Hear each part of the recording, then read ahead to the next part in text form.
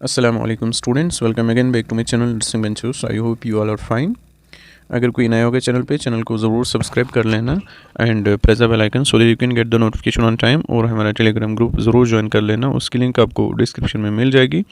वहाँ पे आपको इन इंपॉर्टेंट क्वेश्चंस का PDF मिल जाएगा, ठीक है। और कोई भी डाउट पूछना होगा व्हाट्सअप पे आप मैसेज कर सकते हैं, वहाँ पे आप अपने डाउट्स बता सकते हैं। तो बहुत सारे स्टूडेंट्स मैसेज कर रहे थे कि सर हमें इंपॉर्टेंट क्वेश्चन दीजिए for applied psychology, applied sociology, applied anatomy and physiology के लिए, ठीक है।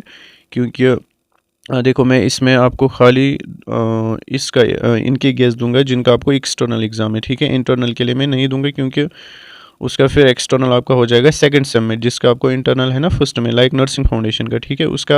उसको आपको दोनों पार्ट को हो जाएगा एग्ज़ाम सेकंड सेम में, part first and part second उसका है आपको सेकंड सेम में। फिर दोनों का एग्ज़ाम एक साथ हो जाएगा सेकंड सेमेस्टर में, ठीक है, एक्सटर्नल। और फर्स्ट सेम में आपको खाली उसका इंटरनल है। देखो पहले मैं क्वेश्चंस बताऊंगा, लास्ट में मैं आपको कुछ इंपॉर्टेंट बातें बताऊंगा जो कि आपके लिए इंपॉर्टेंट है, ठीक है। तो इसीलिए वीडियो आपके लिए बहुत ज़्यादा इंपॉर्टेंट है।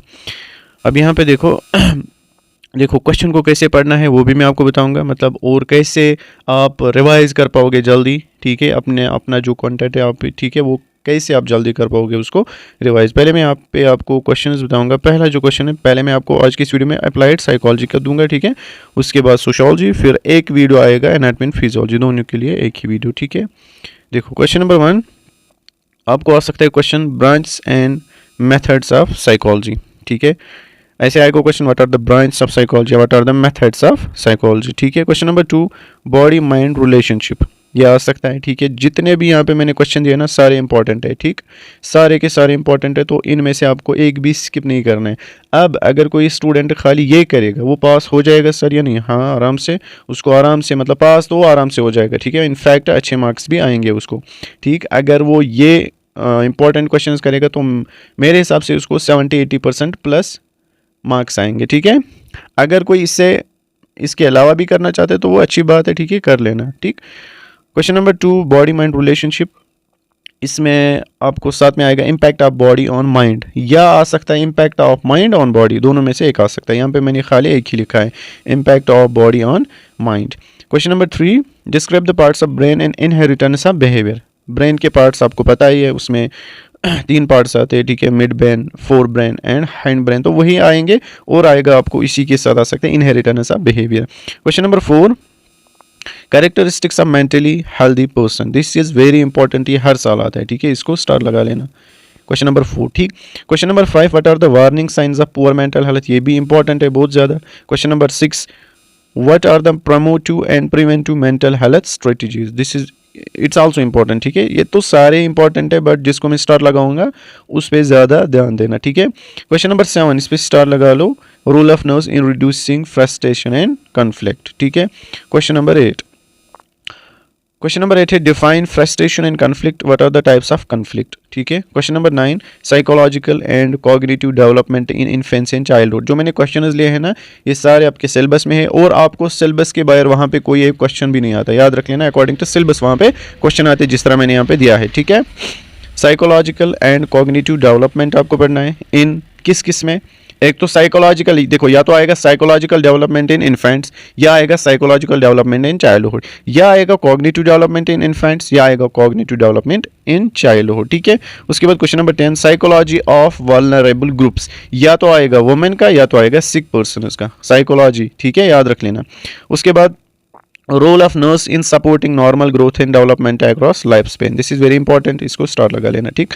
Question number 12 psychological needs of किस देखो साइकोलॉजिकल नीड्स मतलब क्या होती है, जब इंसान छोटा होता है, लाइक चाइल्डहुड में कौन से साइकोलॉजिकल नीड होती है एक चाइल्ड को, एक इन्फेंट को, या एक अडल्ट को, ठीक है, वही यहाँ पे लिखना है। या तो आएगा तीनों में से एक आएगा, अडल्टहुड, या आएगा इन्फेंस, या आएगा चाइल्डहुड, ठीक है। उसके बाद psychology of women, psychology of women ऊपर ही हमने देखा ना, साइकोलॉजी ऑफ वल्नरेबल ग्रुप्स, हाँ हमने देखा, इसको भी इसी के साथ रखना है, ठीक है। क्वेश्चन नंबर 14 डिफाइन पर्सनालिटी आ सकता है और इसके टाइप्स भी आएंगे, ठीक है। Question number 15 explain briefly the alternation नहीं है, अल्ट्रेशन इन पर्सनालिटी, वेरी इंपॉर्टेंट है, इसको स्टार लगा लेना, ठीक है।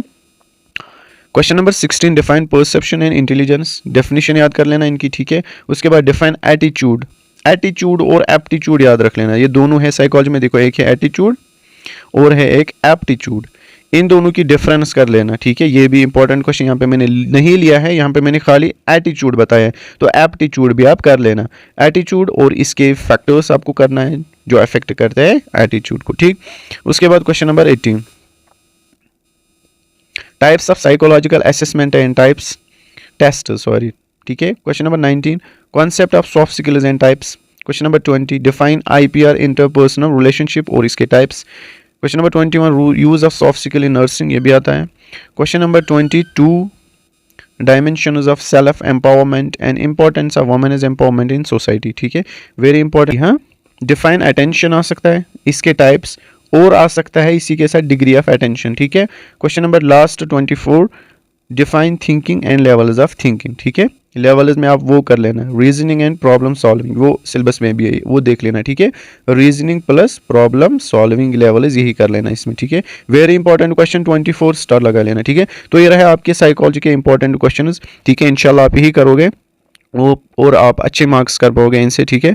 और मैं यहाँ पे कुछ बातें बताऊंगा आपको। देखो यहाँ पे मैंने मतलब वीडियोस में इससे पहले भी बताया, देखो बहुत सारे स्टूडेंट्स को अभी तक ये नहीं पता कि हमें किस किस का एक्सटर्नल एग्जाम है, ठीक है। देखो आपको 2 पेपर्स आएंगे, एक्सटर्नल एग्जाम आपको 2 पेपर का है। एक तो है साइकोलॉजी एंड सोशियोलॉजी एक पेपर, दूसरा पेपर है एनाटॉमी एंड फिजियोलॉजी का, ठीक है। आई बात समझ। तो आपका जो डेट शीट है एग्जाम कब हो जाएगा वो भी मैंने बोला, या तो आपका exam last week of Feb हो जाएगा या तो फर्स्ट वीक ऑफ मार्च, ठीक है। लास्ट वीक ऑफ फेब या फर्स्ट वीक ऑफ मार्च, याद रख लेना, ठीक है। तो आपको 2 पेपर्स आएंगे। अब उसके बाद क्या है, जो इंग्लिश एंड नर्सिंग फाउंडेशन है उनका आपको खाली इंटरनल होता है। क्या होता है? इंटरनल, ठीक है। तो कॉलेज वाले आपको वो लेंगे इंटरनल, ठीक है। बट जो नर्सिंग फाउंडेशन फर्स्ट है, इसका सेकंड पार्ट आपको पढ़ना है। नर्सिंग फाउंडेशन सेकंड पार्ट आपको पढ़ना है किस सेम में? सेकंड सेम में, ठीक है। और फिर एग्जाम हो जाएगा नर्सिंग फाउंडेशन फर्स्ट और नर्सिंग फाउंडेशन सेकंड, दोनों का एग्जाम हो जाएगा। एक्सटर्नल पेपर आता है इनको दोनों के लिए, वो आएगा सेकंड सेमेस्टर में, ठीक है। आई बात समझ।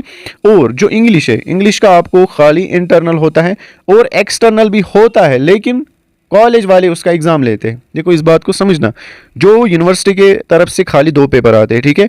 बट आपके डेट शीट पे वहाँ पे लिखा होगा, जो आपका एडमिट कार्ड होगा ना, एडमिट कार्ड, वहाँ पे नीचे लिखा होगा इंग्लिश का भी एग्जाम आपको एक्सटर्नल ही होता है, लेकिन उसको 50 मार्क्स होते हैं, ठीक है। उसका पेपर कितने मार्क्स का होता है? 50। उनका कितना होता है? एनाटॉमी फिजियोलॉजी का 75 और साइकोलॉजी सोशियोलॉजी का 75। लेकिन इंग्लिश का पेपर जो एक्सटर्नल होता है वो 50 मार्क्स का होता है और वो कॉलेज वाले ही बनाते हैं, वो यूनिवर्सिटी के थ्रू नहीं आता है। वो आपको कब देना होता है? जब आप एक्सटर्नल 2 पेपर्स दोगे, उसके बाद आपको वो कॉलेज में लिया जाएगा इंग्लिश का एग्जाम। और उसको कितने मार्क्स होते हैं वहाँ पे? 50 मार्क्स, ठीक है। उसको यूनिवर्सिटी के थ्रू वहाँ उनकी तरफ से पेपर नहीं आता है। आई बात समझ। कॉलेज वाले ही उसका पेपर भी बनाते हैं और उसको कितने में मार्क्स होते हैं? तब 50 में, ठीक है।